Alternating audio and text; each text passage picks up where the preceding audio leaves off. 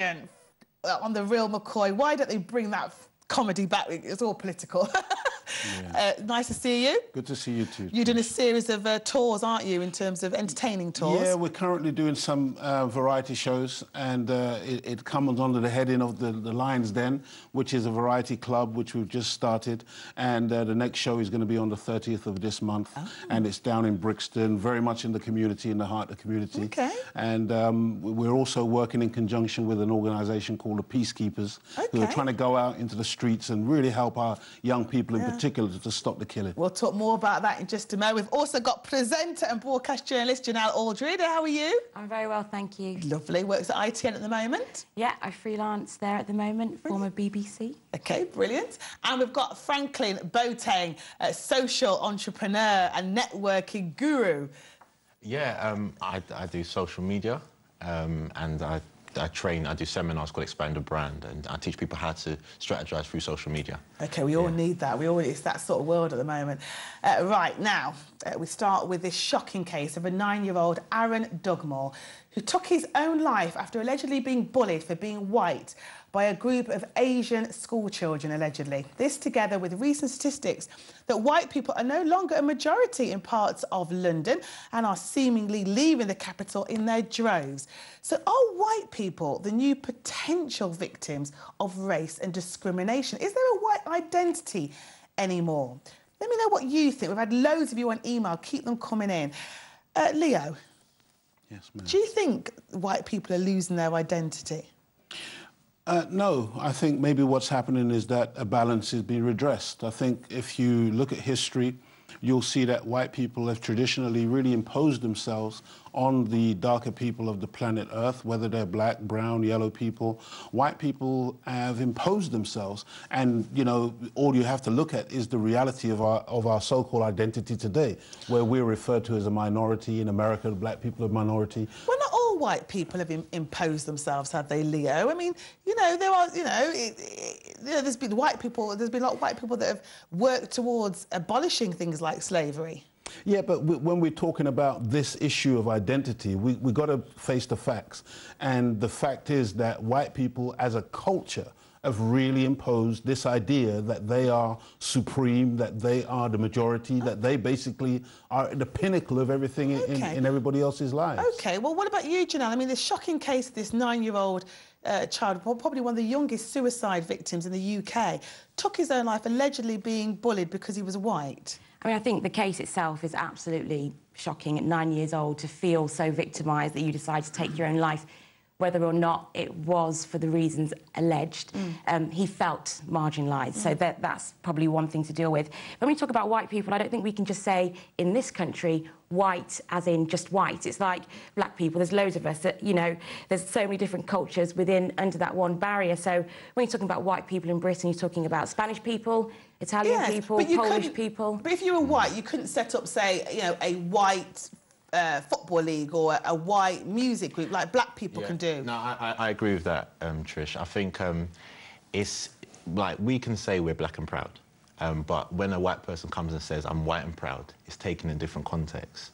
So I feel that identity has been lost in a way that they can't publicly say it without being deemed racist. What do you think, Leo? I mean, that's a good point. You cannot say you're white and proud because you will be deemed as sort of racist and nationalistic. But they don't have to say that. That's the point. You go into your dictionary, you can't find black supremacy or brown supremacy. But should there be any type of supremacy? No, there shouldn't be. That's the point, because as human beings, we should be relating to one another as a fellow human being. But that's not history.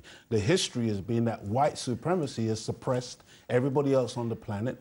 And so, therefore, the reason why we can say, oh, we have to say I'm black and I'm proud and I'm you know, put black on Black Police Association and black this and black that is because of the level of suppression and marginalisation that we've suffered. OK, well, let's hear from Lee, a former police officer who has got strong views on white identity. Hello, Lee. Hi there, Trish. Hello. Thanks for a great show. I've been watching. It's fantastic. Oh, thank you. Thanks for joining us. So tell us what you think about white identity. Is it being lost? Yeah, I believe so. I feel that we're being suppressed and that we haven't got a voice. In the police service especially, you've got every single person being represented there's a Black and Asian Police Officers Association, as you're aware, gay and lesbian, but there's absolutely nothing for a white male Police Officers Association, which I feel is a bit unfair.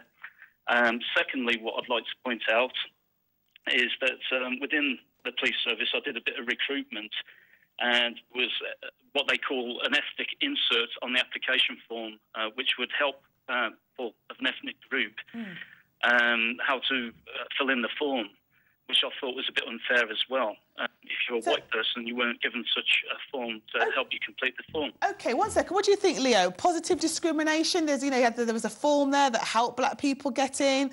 You know, there are black groups. You know, he's seen it for himself and the police. What do you think? No, I mean, I think that this is really sour grapes. I think this gentleman is you know, I really do. I think he's complaining about the fact that what's happening is that things are becoming more equal on our planet. Things are becoming more equal in this country and around the world, in that black people are now asserting themselves, and where before we were literally servitude slaves or servants or you know, underdogs, okay, that's no longer the case. And so he's now suffering because he can't be the big boss over everybody else. Well, are you saying that, Lee?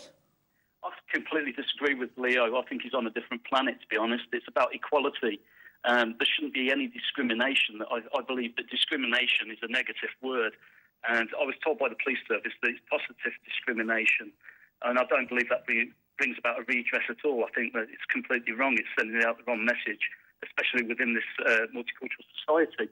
Everyone is equal, irrespective of their race, religion or creed. OK, stay there, Lee. So you're on a different planet, Leo. Have a think about that. Janelle, do you agree with Lee? You know, there's no white policeman association. I think, Lee, the thing is, I think a lot of people would feel that because of the connotations and the history of traditionally white males actually being able to get ahead without any extra help because of either the old boys network, that a lot of people who do feel like they're marginalised, minority, whether they're black, whether they're gay, that they feel that they have to almost come together collectively to help themselves get ahead. And I think that's a lot of the reasons behind having these associations. Can you understand that, Lee?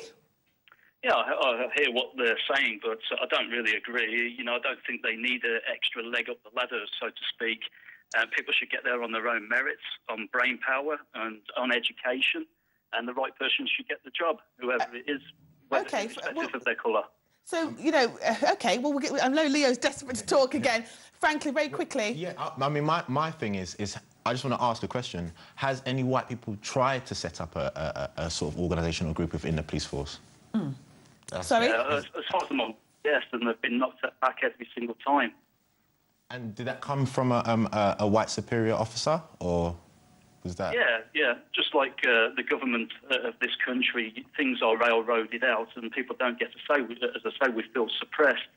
And it's like things like we're not allowed to refer to coffee as black coffee anymore. It's a coffee without milk.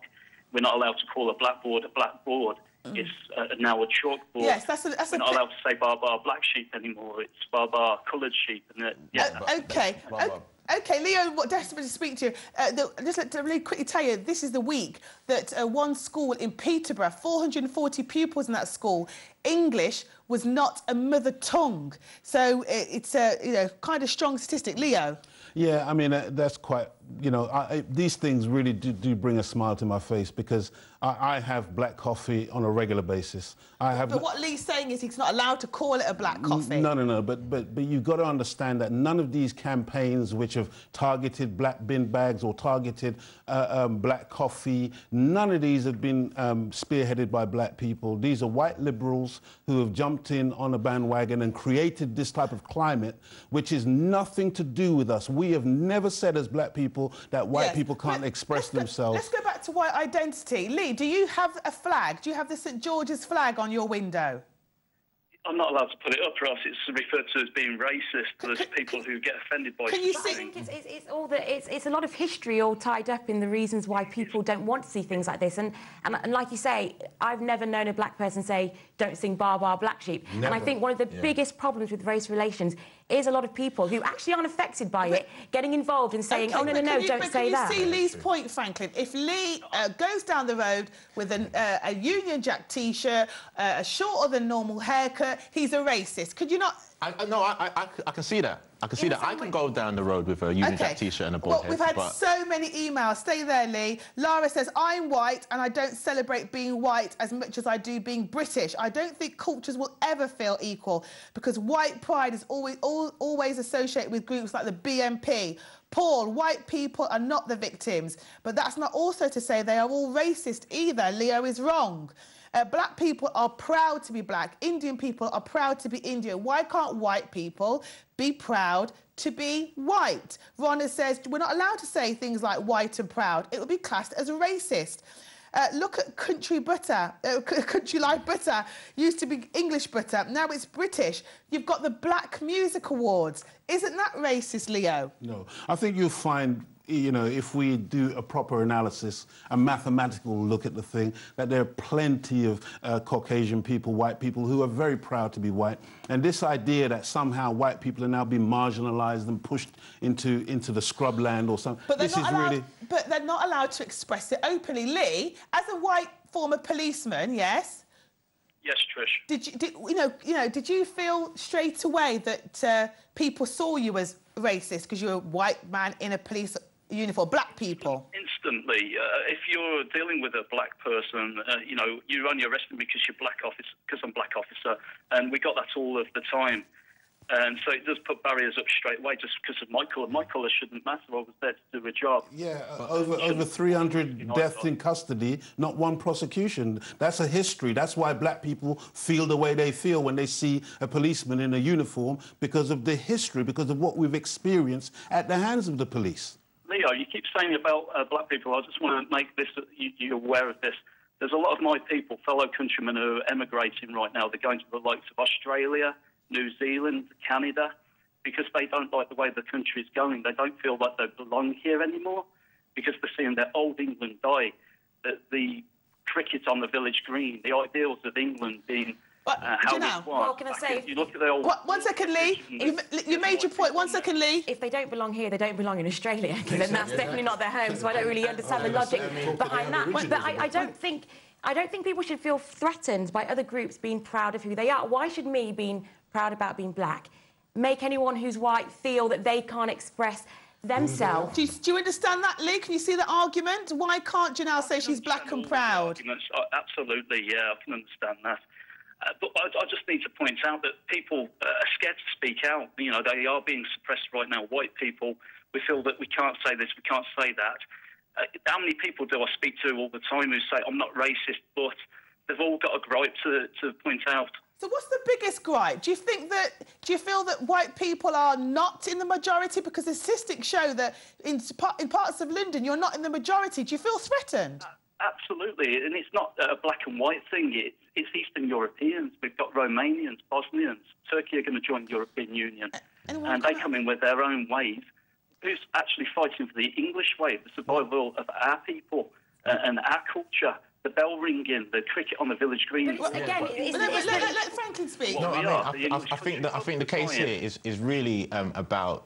It's like we are let into this country, so we are going to come. So it's not about us being a minority. It's about you having your voice and speaking up. But Leah? But also, I mean, it's important that you appreciate that your Prime Minister and all of the Prime Ministers previously, they're constantly pushing multicultural, multiracial society. They say that this is what they celebrate in this country. So why, on the one hand, we're saying that we want everybody to work together, come together, equality, but at the same time now, as soon as that begins to happen, white people start crying. Well, so let him speak, Leo. So can you understand that?